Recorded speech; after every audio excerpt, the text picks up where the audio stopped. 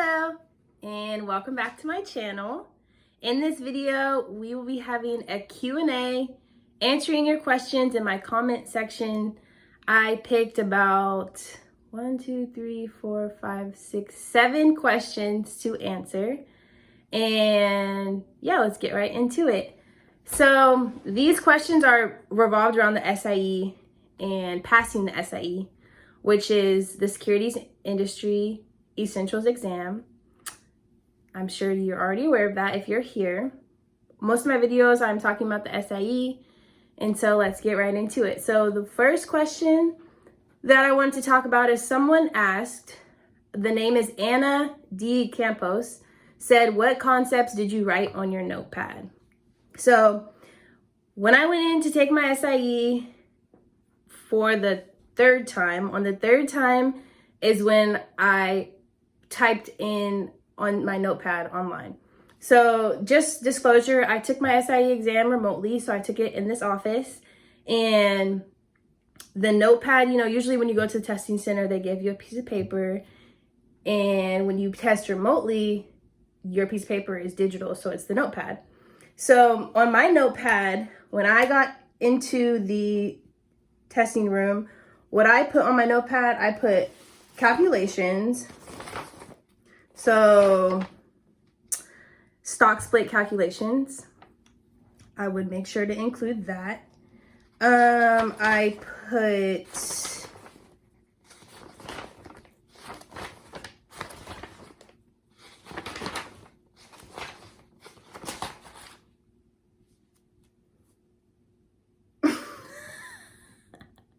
there's so much that I wrote on the notepad that I'm just trying to make sure that I let y'all know the key things to put down.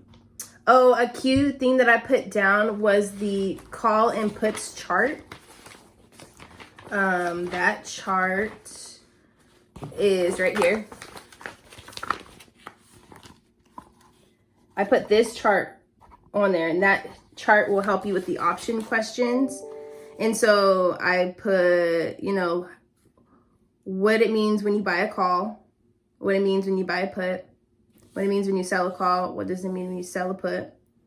And one thing that was confusing me with puts and calls, I will say, is buying a put is the same as selling a stock. So that was another note that I put in there. Buy a put equals sell a stock. Buy a call equals buy a stock. Sell a put equals sell a stock. And that was super helpful because when they asked me a question and they were mentioning whether they bought puts or bought calls, when I hear puts and calls, it kind of confuses me. So when I actually hear stock, what are you actually doing when you go in and buy a put? You are selling the stock. What are you doing when you go in and buy a call? You're buying the stock. So that was super helpful for me. I put in synonyms of a word. So I made notes that buy also means long, which also means hold, which also means covered. And with sell also means right, and sell also means uncovered. So I made sure to put that down there. I put the equation for an ask. So the ask is the net asset value plus the sales load will give you the asking price. I put a bid is the net asset value, which is the redemption price. Finding the net asset value, the equation is total assets minus total liabilities divided by number of shares outstanding. I put that on there. I put, what is the difference between an open-end investment and a closed-end investment? An opened-end investment issues and redeems shares every business day daily. It's not traded on the secondary market, while closed-end investments do not issue redeemable shares, and the shares are traded on the over-the-counter market. So just knowing the difference between opened-end and closed-end investments, because they're going to ask you questions on those.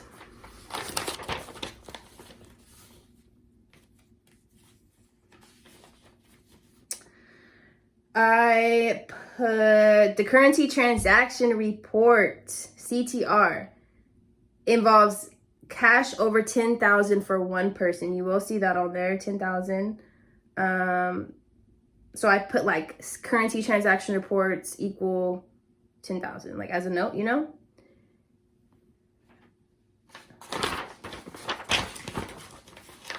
The business cycle. This is important to understand the business cycle. I put this on there. So I put expansion, from expansion goes to peak, then contraction. Basically just knowing the flow of those terms. Yep. Oh, selling limits and buying stops. Okay. So yes, I put that on there. Sell limits and buy stocks will protect a short stock position or profit.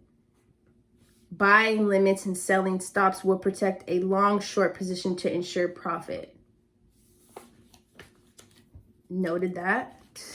So in other words, slobs, I don't know if you guys have seen that analogy, but SLOBS, SL, sell limits, BS, buy stops, and bliss, BLSS, buy limits, sell stops. So that's their way of remembering that. Regular way settlement, T+2. I put that on there. If it's a cash settlement, this is what confused me. Regular way settlement is T+2 unless it's a cash settlement same day. Cash settlement occurs the same day. Regulation T, I also put on there, is T+4 because regulation way settlement is different from regulation T. So you need to make sure you know the difference when they ask. I put Form U5 means, oh no, I put that Form U5 is filed by the BD, broker dealer, and it is a uniform termination form. And Form U4 is filed by a registered representative and is a uniform application. So it's going to have your name, address, resident history, date of birth, social. So knowing the difference between those two forms, I put on my notepad.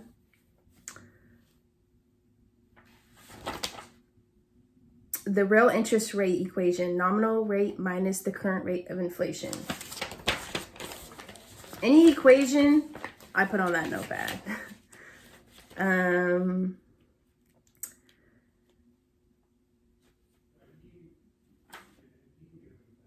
Shelf registration, you might see this on there, Form S3. It is registration statement to cover all securities during the next 3 years. Oh, the pay to play. I put that on there because you may get a question on the test talking about pay to play and what does that mean. And you got to know donation of time is not considered a contribution outside of business office. Covered member equals soliciting government entity. $250 or less per election. $500 for both primary and general election. Pay to play was kind of confusing, but just know the things I just said. Just know that. Know that the annual gift tax is $15,000 per year.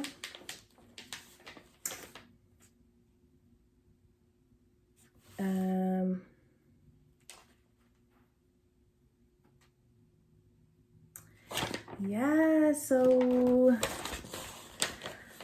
I had about 7 questions that I was going to answer, but it already took like 9 minutes to answer that first question. So I might need to make a separate video continuing these Q&As because that one was pretty long. So the other question that I'll touch on that kind of goes in tandem with that one is Shay Latia asked, on your exam, what topic was mostly on there? So to answer that question, there wasn't just one topic in specific that I can like really tell you to study, but I gave her 6 topics to basically make sure you review. Number 1, rules and regulations. Number 2, equity securities. Number 3, U.S. Treasury bonds. Number 4, treasury stock. Number 5, retirement accounts. And number 6, calls and puts. I would say those are the main topics, and the order I put each topic is from most important to least important. So I hope that helps. Yeah, so I think that wraps it up for this video. I will keep trying to answer your questions and keep trying to help anyone that's out there taking the SIE. So keep the questions coming. Hopefully your question can help the next person, and we can just continue to build a community. So I hope this helps, and I will see you in my next video. Bye.